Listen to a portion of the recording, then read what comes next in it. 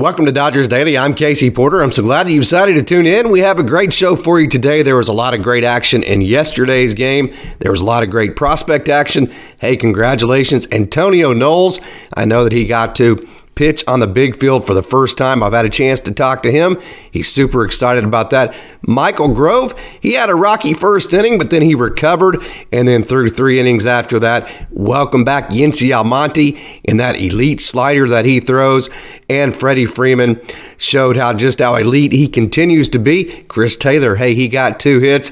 And then there was a lot of good bullpen action from, like we said, yencyalmonte, shelbymiller, and brusdargraterol. So, hey, there's a lot of action to get to, but before we do, just a reminder, if you like this video, if you like this kind of content, go ahead and click that like button, leave a comment, tell all your friends about Dodgers Daily, and not only subscribe, but once you subscribe, hit that notification button so every time Dodgers Daily releases a new video, you'll be notified, and Dodgers Daily can keep growing, and we can keep providing you content like this in the future. Okay, let's not waste any more time. Let's get right to all the great action, and let's talk some Dodgers baseball.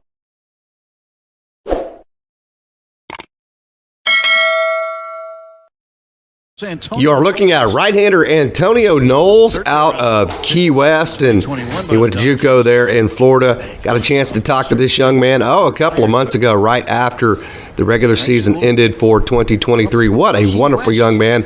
He is so proud of being from Key West, and he is pretty darn good. That slider that you're going to see in this video is just absolutely devastating and wipeout. There's a slider there. He didn't land it for a strike. He's throwing to Hunter Fiducia, but I promise you that slider is an elite pitch for him. Look at that, the depth that he gets on that. Okay, so first action on the big field, got a chance to communicate with him. He said it was just an absolutely awesome experience for him.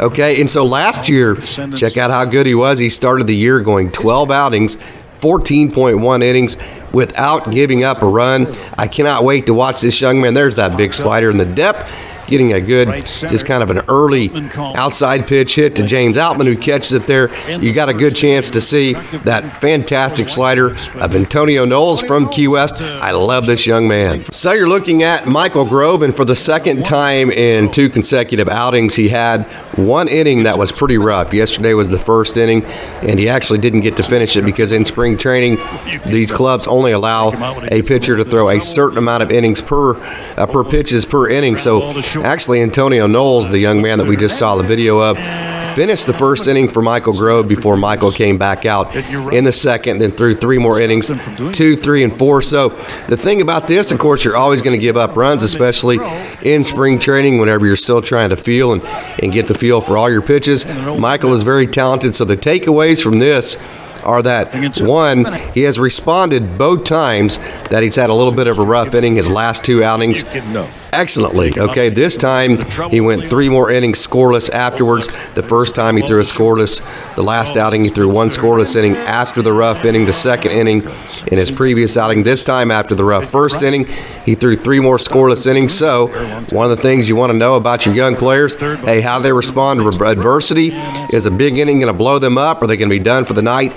Michaelgrove has proven that not only can he respond to that type of deal, look at that big curveball, love that pitch, he can also give you quite a bit of length, and let me say this, if he would have continued to deal like he was dealing after he left the 4th inning, and let's say he finished 2 more innings and went 6 innings, or even if he just went 1 more inning and went 5 innings and only gave up 2 runs, that would be a quality start. So Michaelgrove, although the first inning was a little bit rough yesterday, definite positive takeaways, and, like I said, he not only is he showing length in adversity, against adversity, check this out. Yesterday, he had 6 strikeouts and 0 walks. So there's a lot of things that you can take away from this performance that can tell you that Michaelgrove will be very successful at the major league level on a consistent basis. So definite positive takeaways from Michaelgrove's outing yesterday. Christaylor had 2 hits yesterday, and what you're seeing here is a slow-mo of the first ground ball. Look how he is just kind of He's lifting and he's hitting over the top of the ball, kind of like a tennis swing where tennis players create backspin. It's like he's hitting over the top of the ball with that lift, which creates rollover ground balls like you saw in the first hit he had yesterday. But the thing is, whenever you throw him a curveball with that lift in his swing, that curveball is dropping so much that it's actually going to match the plane very well, which is why he's able to hit this home run, in his at-bat yesterday. So 2 hits for Christaylor. Again, lifting a little bit, in my opinion. That's just my opinion. I said it in the last episode, but he has the best hitting structures in the world. He knows what he's doing, but he was able to hit both of these balls because watch how deep he lets that ball get. Look how deep that is. Even in a breaking pitch, he let that ball get all the way to him. That's why at least he didn't swing and miss on the first rollover. Here you go again. Watch how he is under that ball, and then he just kind of clips the top of it as he lifts over the ball, and he hits it almost like a tennis ball, like you would a tennis ball, trying to get it over the net, but keep that top spin so it doesn't just fly out and go out of bounds on you. You got to get that top spin on that tennis ball. That's kind of how he hit that first ball. And then because the curveball has the big drop to it, it matches the plane of the lift in his swing, and he's able to match that up and hit a home run. So Christaylor, good to see him get 2 hits yesterday. We'll see how this thing goes. Good to see the timing was deep into the zone. We'll see if that can get him jump-started, because we all know as Dodgers fans, we really need this young man to hit this year. What more can you say about Freddie Freeman? He is just simply elite at everything he does. He's an elite baseball player. He's elite offensively, of which I'll get into here in a minute. He's elite defensively. He's elite off the field. He's an elite human being. Everything about Freddie Freeman, absolutely elite. And I love, look how, talking about Christaylor letting the ball get deep. Look how deep that Freddie Freeman let that ball get. And Freddie will tell you, he tries to think up the middle. And the advantage of that is, if you think up the middle from a timing perspective, right there, you just hit one up the middle. You just saw it. Then if you're a little bit early, you pull it. If you're a little bit late, then it goes the opposite field just a touch. So thinking up the middle like Freddie Freeman does gives you a bigger basket and a bigger hitting window to hit with in terms of timing. One of the very many reasons, look how deep he let that get, thinking up the middle. One of the very reasons why Freddie Freeman is such an elite offensive player. Okay, so think about this, and I don't have any clue. I was communicating with Michael McFarland on Twitter. How in the world did the Dodgers get this guy, at the cheap price tag they got him for? Okay, he's worth every penny plus some. He hit .325 last year in the regular season for the Dodgers. His OPS was .895. Then he hit .357 in the postseason, posted an OPS of .947 in the playoffs last year. So far in spring training, he's hitting .421 with an OPS of 1,500. Like I said, Freddie Freeman, totally elite at everything he does. Boy, how good has Yencyalmonte been? If you remember, the Dodgers picked him up last year on a minor league contract. He has been just absolute nails. He has that elite slider that just simply has been wiped out. And, if you go to my Twitter, Instagram, Facebook, you can listen to the entire commentary from Rick Monday and Tim Neverett. They go through all about how good he has been, how good that sliders have been. As a matter of fact, as Rick Monday in that clip mentions, his slider, the average against last year on it was 119, and he had close to a 50% strikeout rate with that slider. And as Tim Neverett mentions in this video clip, again, if you go to Twitter, Facebook, Instagram, you can see the whole clip. I believe I have it on TikTok as well. Yencyalmonte did not allow a run in his last 16 outings. There's that slider, of course, not as sharp as it will be in time, but Yencyalmonte did not allow a run in his last 16 outings. The young man from the Miami area, I've got a chance to actually talk to him. Last year I did. He is a wonderful young man. He has just a lot of self-confidence. He is very cool to talk to, always upbeat, always a lot of energy. This is a guy that, you could just tell just talking with him, he was totally going to fit in with the Dodgers culture. I know he's very excited to start the season with the Dodgers this year. Yencyalmonte. This is catcher David Freitas, who the Dodgers just recently signed to a minor league contract back in January. Freitas has 125 major league at-bats, and one thing that really sticks out to me is that look how short his swing is and just how compact it is. But yet, if you look at his body and the way that he's able to hit, look at him. He's very, very strong, very, very compact. So although his swing is very short, watch how short this swing is. Not any wasted movement at all. Very short, very compact, but yet strong enough to get hits at the professional level. Okay, so again, and here's another example of that, how he turns on a ball here, and and gets a double to left field.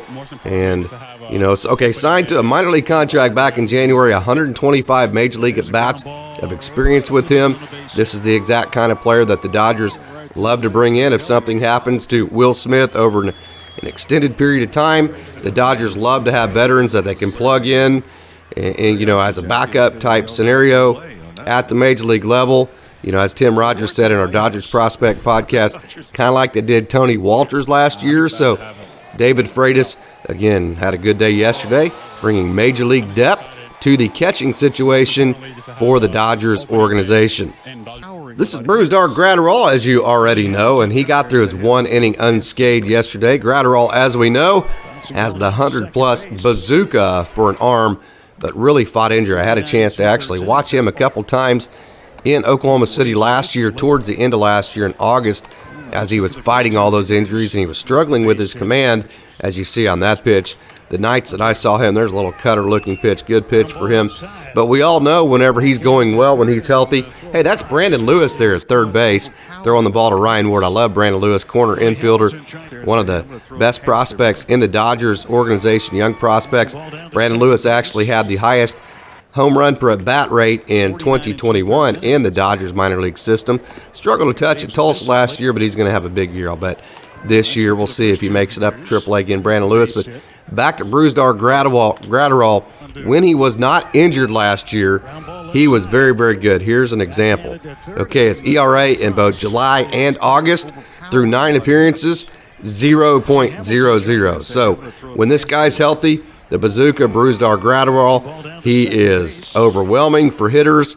But like I said, fought injury down the stretch. We'll see how he recovers from that, and we'll see how 2023 goes for him. This guy right here is Shelbymiller out of the Abilene, Texas area. He is very intriguing to me. I know, okay, he's gotten off to a slow start, a rough start in spring training, but I'm just telling you, this is the type of guy that the Dodgers love to throw into their lab and spit out and try to make great again.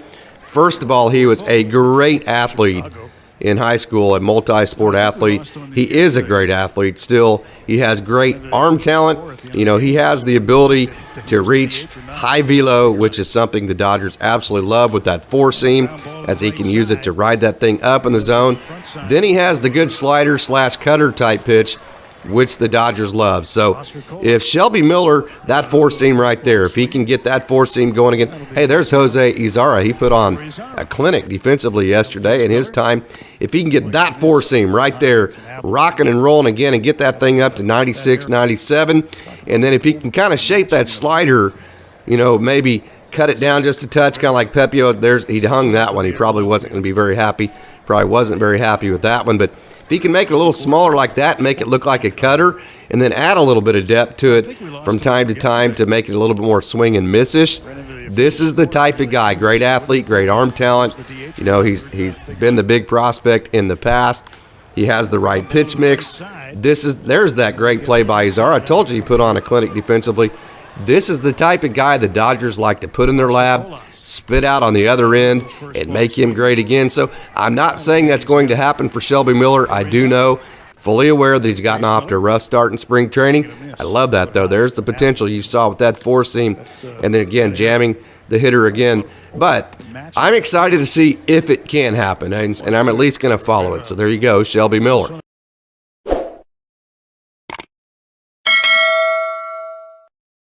So there you go. There's all the highlights from the Dodgers game yesterday with the Chicago White Sox. There was some prospect action to it, but heavy on the bullpen, especially from the veterans. So I wanted to cover that. Today, the Dodgers have another game. Dustin May is on the mound. Let me check that. The Dodgers actually play the A's. I'm excited because hopefully I get to see Ryan Noda play for them. Ryan Noda, if you remember, was picked up by the A's in the Rule 5 draft. So, okay, Dodgers and A's, they're getting ready to start here in a minute. For the Dodgers, it's Dustin May. I've said it a couple times. I am super excited about Dustin May. I think he has his feels back, and I think he's ready to be one of the best pitchers in all of Major League Baseball. So make sure and tune in at that 3:05 Eastern. Getting ready to start here in just a minute as I record this. So again, Dodgers and A's, Dustin May on the mound for the Dodgers. So tune into that. Hey fans, just a reminder, if you like this video, if you like this kind of content, go ahead and click that like button, leave a comment, tell all your friends about Dodgers Daily. Subscribe, not only subscribe, but also turn on your notifications so every time we drop a new video, you will get notified, and Dodgers Daily will keep growing, and we can keep providing you content like this in the future. As always, thanks for tuning in to another edition of Dodgers Daily, and go Dodgers.